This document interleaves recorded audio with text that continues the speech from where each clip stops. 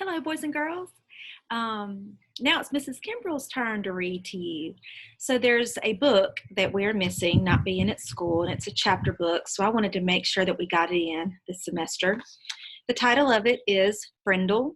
The author is Andrew Clements, and it's illustrated by Brian Selznick. Okay? I want you to look at the cover, the front cover of the book, and make an inference on what you think who, what, or where the Frindle is in this book. Just look at it really close, and we will find out as we read what Frindle is all about. Okay? Another thing that we're going to talk about before we get started is what a class clown is. A class clown is an idiom. Okay? It's not that somebody dresses up as a clown and goes to school and juggles balls. What do you think a class clown really means? Well, a class clown is actually somebody in the classroom that probably is a leader, but they like attention, they like to crack jokes, and they like to get everybody going and laughing. That would be what a class clown is. And so our main character in this book, his name is Nick Allen, and he is known as a class clown. So some of you might be able to relate to him in the book. So today I'm going to read chapters 1 through 3. And then the other days, I will read 2 chapters a day. And this will take us about 7 days to finish the book. And then we're going to do something fun at the end. And I'll be letting you know about that later. Okay? So this is Frindle by Andrew Clements. Chapter 1, Nick. If you ask the kids and the teachers at Lincoln Elementary School to make 3 lists, all the really bad kids, all the really smart kids, and all the really good kids, Nick Allen would not be on any of them. Nick deserved a list all his own, and everyone knew it. Was Nick a troublemaker? Hard to say. One thing's for sure, Nick Allen had plenty of ideas, and he knew what to do with them. One time in 3rd grade, Nick decided to turn Miss Deaver's room into a tropical island. What kid in New Hampshire isn't ready for a little summer in February? So first he got everyone to make small palm trees out of green and brown construction paper and tape them onto the corners of each desk. Miss Deaver had only been a teacher for about 6 months, and she was delighted. That's so cute. The next day, all the girls wore paper flowers in their hair, and all the boys wore sunglasses and beach hats. Miss Deaver clapped her hands and said, "It's so colorful." The day after that, Nick turned the classroom thermostat up to about 90 degrees with a little screwdriver he had brought from home. All the kids changed into shorts and t-shirts with no shoes.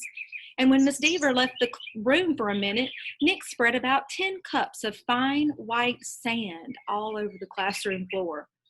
Miss Deaver was surprised again at just how creative her students could be. But the sand got tracked out into the hallway, where Manny, the custodian, did not think it was creative at all. And he stomped right down to the office.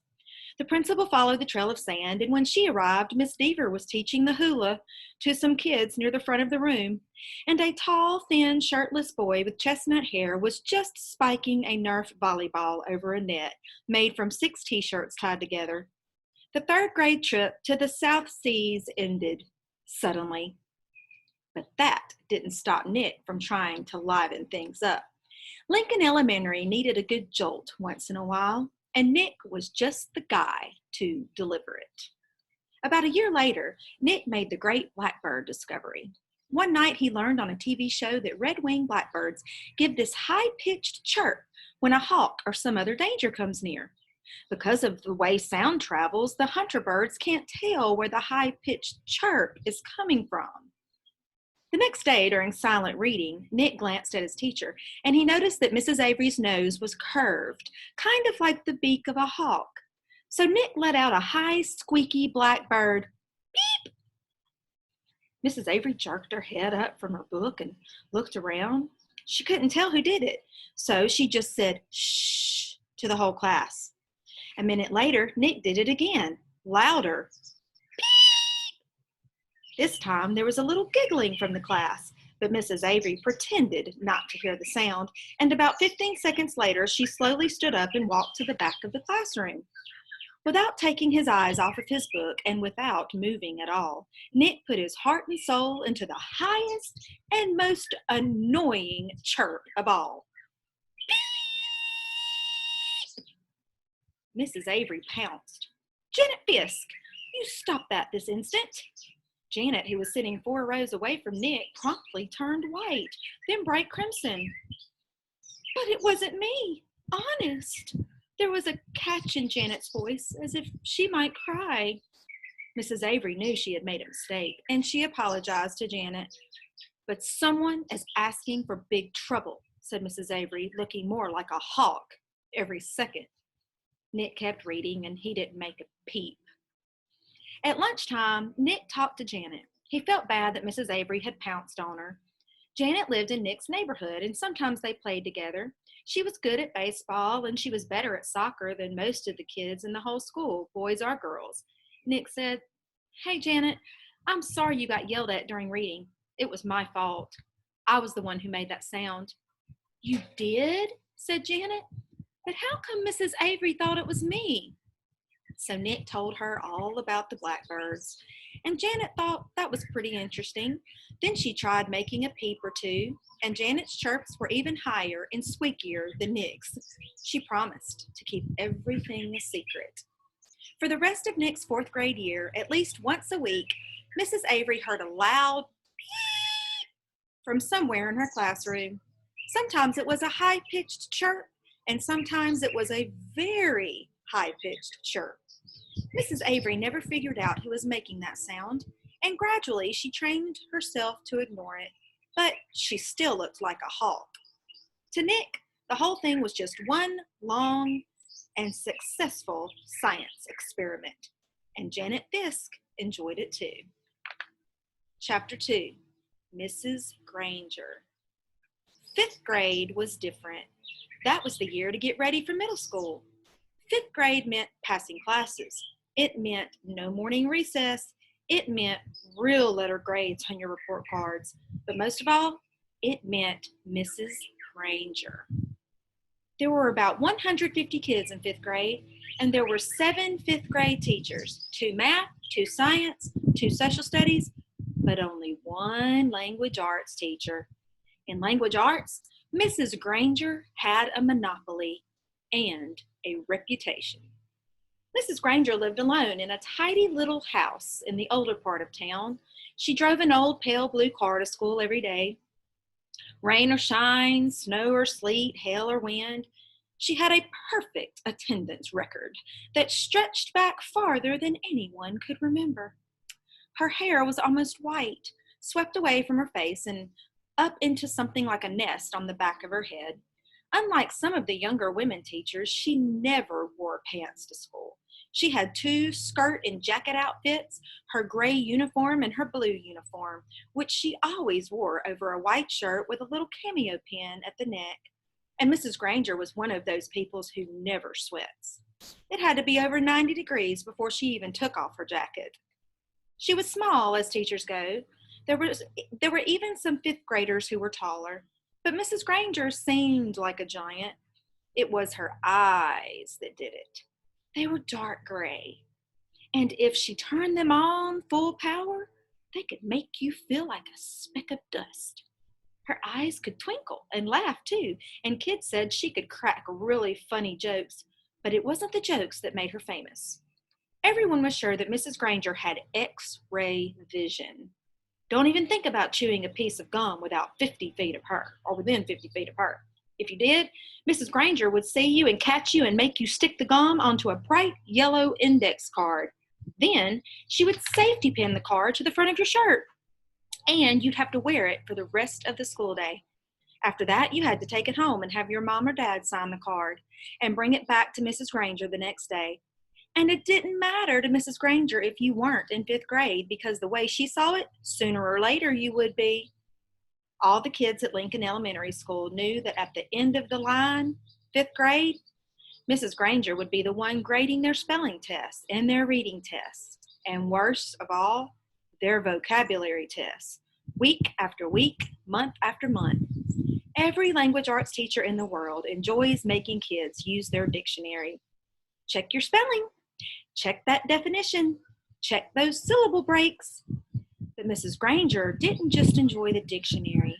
She loved the dictionary, almost worshipped it. Her weekly vocabulary list was 35 words long, sometimes longer. As if that wasn't bad enough, there was a word for the day on the blackboard every morning.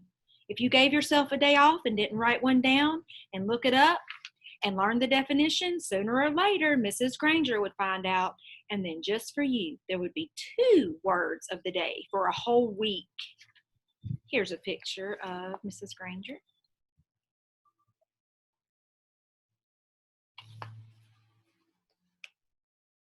All the kids at Lincoln Elementary School, wrong page. Mrs. Granger kept a full set of 30 dictionaries on a shelf at the back of the room. But her pride and joy was one of those huge dictionaries with every word in the universe in it, the kind of book it takes 2 kids to carry. It sat on its own little table at the front of her classroom, sort of like the altar at the front of a church. Every graduate of Lincoln Elementary School for the past 35 years could remember standing at that table, listening to Mrs. Granger's battle cry, "Look it up! That's why we have a dictionary." Even before the school year started, when it was still the summer before 5th grade for Nick and his friends, Mrs. Granger was already busy. Every parent of every new 5th grader got a letter from her. Nick's mom read part of it out loud during dinner one night in August. "Every home is expected to have a good dictionary in it, so that each student can do his or her homework properly. Good spelling and good grammar and good word skills are essential for every student. Clear thinking requires a command of the English language, and 5th grade is the ideal time for every girl and boy to acquire an expanded vocabulary." So that's the letter that Mrs. Granger would write the parents of the upcoming students, the upcoming 5th graders. And then there was a list of the dictionaries that Mrs. Granger thought would be acceptable for home study. Mrs. Allen said, "It's so nice to have a teacher who takes her work this seriously." Nick groaned and tried to enjoy the rest of his hamburger, but even watermelon for dessert didn't cheer him up much. Nick had no particular use for the dictionary.